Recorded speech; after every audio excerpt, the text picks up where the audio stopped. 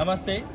Bowrampet survey number 166/1 9/2 పేరుతో జీవేందర్ రెడ్డి అనే వ్యక్తి కబ్జా చేసుకుని దాన్ని సక్రమం చేసుకోవడానికి గత ఎంఆర్ఓ మతీన్, అదేవిధంగా ఏడీ సర్వేయర్ శ్రీనివాసు, లోకల్ సర్వేయర్ సహకారంతో 3 నెలల్లో ఏదైతే అక్టోబర్ 2025లో ఏడీ సర్వేయర్ ఆ లొకేషన్ కు తన సర్వే నెంబర్ కు మ్యాచ్ అవుతలేని ప్రొసీడింగ్ ఇచ్చిన జనవరి 2026 వరకే కూడా మొత్తం కథ నడిపి కలెక్టర్తోని అక్రమంగా ప్రొసీడింగ్ ఇప్పించారు. దానిపైన మేము ఫిర్యాదు చేసినాం, ప్రెస్ మీట్ పెట్టినాం, అక్రమంగా కేసులు పెట్టిళ్ళు, కోర్టుకెళ్లి మళ్ళీ సక్రమం చేసుకోవడానికి చేయడం జరిగింది.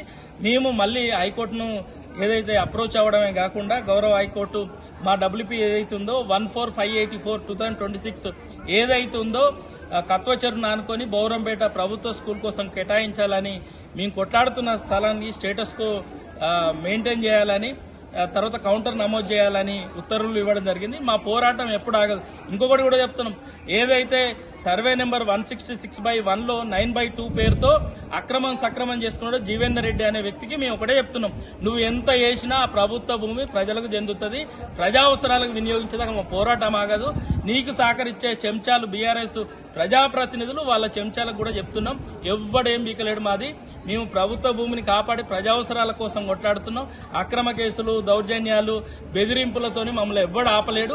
మేము ఒకటే చెప్తున్నాం, కలెక్టర్ గారికి ఎవరైతే తప్పు ప్రొసీడింగ్ ఇప్పించి ప్రభుత్వ భూమిని తప్పుడు సర్వే నెంబర్తోని కబ్జా చేసుకుని సక్రమం చేసుకుంటూ జీవేందర్ రెడ్డి అనే వ్యక్తి పైన పూర్తి స్థాయిలో విచారణ జరిపి చర్యలు తీసుకోవాలి, క్రిమినల్ కేసు నమోదు చేసుకోవాలి, ప్రభుత్వ భూమిని తక్షణమే స్వాధీనం చేసుకోవాలి. గత ఎంఆర్ఓ మతీను, అదేవిధంగా ఏడీ సర్వేయర్ పైన విచారణ జరిపి సక్రమం ఎట్లా చేసిల్లో సర్వే పేరుతోని వారిపైన కూడా చర్యలు తీసుకోవాలి.